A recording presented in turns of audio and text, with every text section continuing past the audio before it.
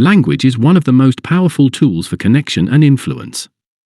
However, it can also be used to manipulate, control, and deceive. Manipulative language is designed to bypass critical thinking, provoke emotions, and subtly guide behavior toward the speaker's desired outcome. Recognizing and resisting these tactics is essential for maintaining personal autonomy and fostering healthy communication. Manipulative language works by exploiting vulnerabilities in human cognition and emotion. It often disguises control as persuasion, using psychological triggers and hidden suggestions to achieve its goals. For example, phrases like "you're really smart, so I'm sure you'll agree with me" create a false sense of validation while pressuring the listener to conform. Similarly, statements like "everyone else thinks this is the right choice" appeal to the fear of missing out or being excluded. A common strategy in manipulative language is the use of logical fallacies, which sound convincing but lack genuine reasoning. For instance, the false dilemma technique forces a binary choice, such as "you're either with us or against us," eliminating nuanced alternatives. Another example is the ad hominem attack, where the speaker undermines an argument by targeting the person rather than the idea, such as "you can't trust their opinion, they're inexperienced." Another tactic involves emotional manipulation, where language is crafted to provoke specific emotional reactions. Words like urgent, danger, or opportunity can create a sense of immediacy that discourages critical thinking. Emotional appeals often use stories, metaphors, or vivid imagery to bypass logic and resonate directly with the subconscious mind. For instance, a marketer might say, "Imagine how much better your life will be with this product," planting an emotional trigger that links their product to happiness.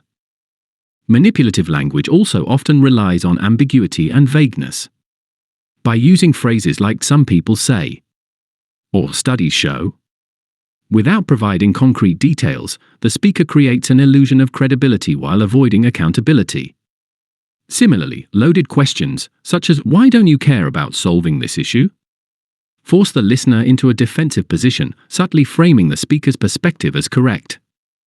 Recognizing manipulative language starts with cultivating awareness and critical thinking. Pay attention to language that feels overly persuasive, emotionally charged, or one-sided. Ask yourself, what is the speaker's intention? Am I being given all the relevant information? Is this statement designed to provoke an emotional reaction instead of a rational response? One effective way to resist manipulation is by slowing down the conversation. When faced with emotionally charged language or high-pressure tactics, take a moment to reflect before responding. Phrases like "let me think about that," or "I'd like to explore other options first," give you time to evaluate the situation objectively. Reframing questions is another powerful technique. If someone asks, "Don't you agree this is the best choice?" you can respond with, "What makes you think that?" Shifting the focus back onto the speaker forces them to clarify their position and reduces the emotional weight of their statement. Building confidence in your own beliefs and values is essential for resisting manipulation. When you have a clear sense of your boundaries, needs, and goals, you're less likely to be swayed by external pressures. Regular self-reflection and mindfulness practices can help strengthen your internal compass, making you more resilient against manipulative tactics. It's also important to foster open and honest communication in your relationships. Encourage discussions where ideas can be challenged respectfully and where emotional appeals are balanced with logical reasoning. This creates an environment where manipulation has less room to thrive. Breaking free from manipulative language is not about rejecting influence altogether, it's about recognizing the difference between genuine persuasion and coercion. When we learn to identify these patterns, we not only protect ourselves but also empower others to engage in more authentic and meaningful dialogue. Language can be a tool of control or a bridge to connection.